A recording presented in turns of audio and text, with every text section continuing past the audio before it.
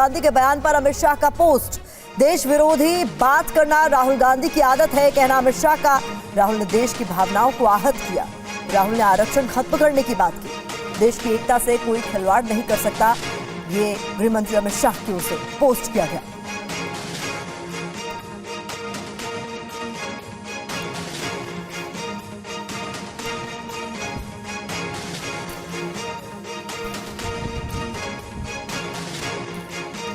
तो अमित शाह ने यह पोस्ट किया है बाकायदा सोशल मीडिया पर। राहुल गांधी के अमेरिका दौरे के दौरान उनकी तरफ से कई बातें कही गई हैं, जिसका जवाब अमित शाह ने इस पोस्ट के जरिए दिया है। और क्या कुछ कहा ये हम आपको बता दें। जी हाँ, तो देखिए, इलेक्शन प्रोसेस को लेकर खास तौर से राहुल गांधी की तरफ से अमेरिका में जो कहा गया था उसको भी घेरने की कोशिश की गई है। देश विरोधी बातें करना और देश को तोड़ने वाली ताकतों के साथ खड़े होना राहुल गांधी और कांग्रेस पार्टी की आदत सी बन गई है, ये कहा है गृह मंत्री अमित शाह ने अपनी एक्स पोस्ट में।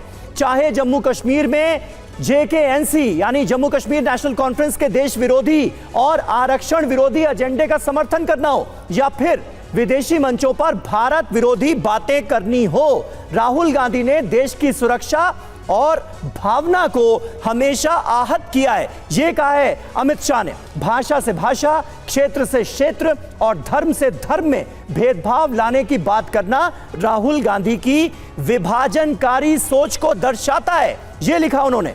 राहुल गांधी ने देश से आरक्षण को समाप्त करने की बात कहकर कांग्रेस का आरक्षण विरोधी चेहरा एक बार फिर से देश के सामने लाने का काम किया है। आरक्षण को लेकर जो बयान था राहुल गांधी का, उस पर घेरा है अमित शाह ने। मन में पड़े विचार और सोच किसी ना किसी माध्यम से बाहर आ ही जाते हैं। मैं राहुल गांधी को बताना चाहता हूं कि जब तक भाजपा है, आरक्षण को कोई छू भी नहीं सकता और देश की एकता के साथ कोई खिलवाड़ नहीं कर सकता। ये एक्स पर अपनी पोस्ट में गृह मंत्री अमित शाह ने बड़ा हमला बोला है राहुल गांधी को लेकर, उनके बयानों को लेकर। आमोद राय हमारे साथ, हमारे पॉलिटिकल एडिटर इस वक्त जुड़ चुके हैं। आमोद, एक्स पर पोस्ट अमित शाह की और राहुल गांधी के जो बयानात सामने आए, अमेरिका में जो उनकी तरफ से कहा गया, उसको लेकर जबरदस्त तरीके से घेरने की कोशिश। देखिए समीर, निश्चित तौर पे गृह मंत्री अमित शाह के सामने एक बड़ा मौका है। राहुल गांधी लगातार ये मांग कर रहे थे कि जातीय जनगणना होना चाहिए और कांग्रेस उसका समर्थन करती है, और उसी वक्त राहुल गांधी अगर ये कहते हैं कि जब हम सत्ता में आएंगे तो आरक्षण खत्म कर देंगे, तो ये कहीं न कहीं बीजेपी को उन्होंने एक फुल टॉस दिया है उसी मुद्दे पर घेरने के लिए जिसको लेकर वो देश में राजनीति करना चाहते थे। तो ये आप देखिए कि किस तरह से गृह मंत्री ने सीधा हमला उन पर बोला है।